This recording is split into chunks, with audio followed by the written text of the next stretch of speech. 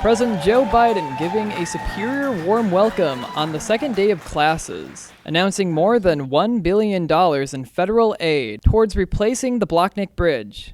Howdy, my name is Drew Kerner, and welcome to this month's edition of PrometheanTV.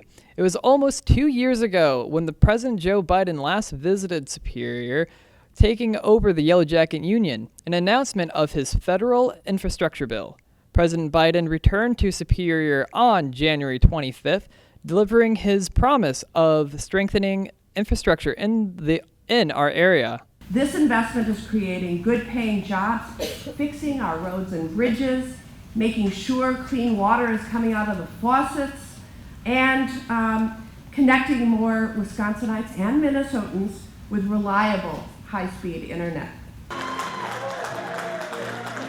President Biden taking the stage at Earth Rider Brewery, delivering on his promise to support and modernize infrastructure within the Twin Ports and across the nation. Bridging this development is the $1 billion in federal government aid towards rebuilding the Blockneck Bridge. The estimated cost to replace the Blockneck Bridge is an estimated $1.8 billion. Both Wisconsin and Minnesota agreed to pay for a quarter of the cost, reaching out to the federal government to cover the remaining. The flow of people is so critical to small businesses that rely on it. Get customers, employers, goods, and the businesses. It's critical. For decades, people talked about replacing this bridge, but it never got done until today. With an average of 33,000 vehicles crossing over each day and an estimated $4 billion in goods each year, the Blockneck Bridge serves as a lifeline for many small businesses, workers, and commuters within the Twin Ports. Sitting at the foot of the bridge, Earth Rider Brewery's CEO Tim Nelson said that the Blockneck Bridge serves as his business's lifeline for selling craft beer in Duluth. The bridge is critical to my business. The rebuilding of the bridge will be critical to my business's growth and the growth of the local economy. That matters to the people here. It matters to our future. Construction for the new bridge is set to begin in 2025, with plans to replace the traffic signals on I-535 with two roundabouts that make the bridge connect directly with Highway 2 instead of Hammond Avenue. With photojournalist Isaiah Wita, I'm Drew Kerner reporting for the Promethean. And outside Earth Rider Brewery, during President Biden's visit, the streets from North 4th Street and John Avenue were heavily patrolled by local law enforcement and Secret Service. Outside Earth Rider Brewery, protesters gathered for a call for ceasefire in the Gaza Strip and Israel. Later, another group of protesters protesting President Biden's visit. Tired of campus and want a fresh place to study away at the same cost of UWS tuition? Starting next fall semester, you might be able to find yourself in Scotland. The semester-long program will take students to New Battle Abbey of Dalkeith, a town roughly 6 miles southeast of Edinburgh, Scotland's capital. Students stay on the grounds of a 16th century former Cistercian monastery.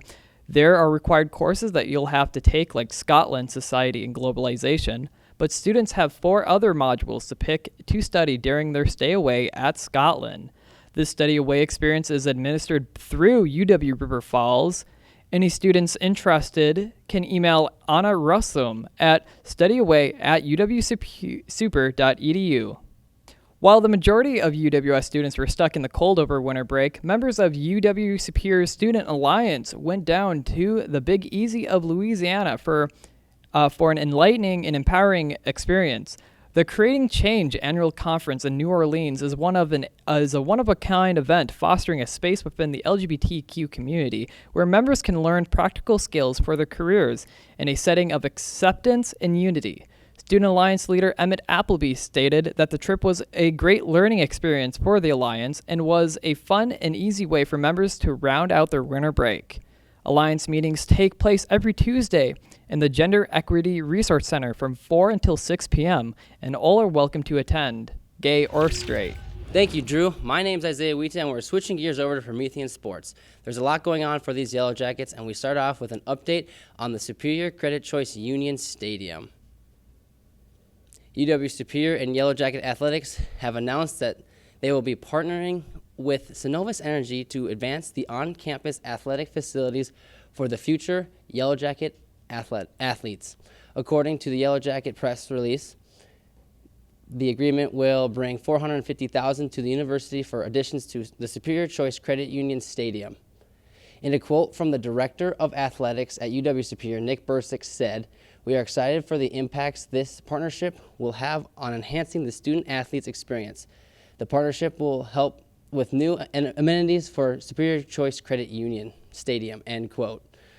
A few of these additions include a new video board, a fan zone area which creates a pregame environment for fans on certain game days, and to create the Synovus and Women in Leadership program.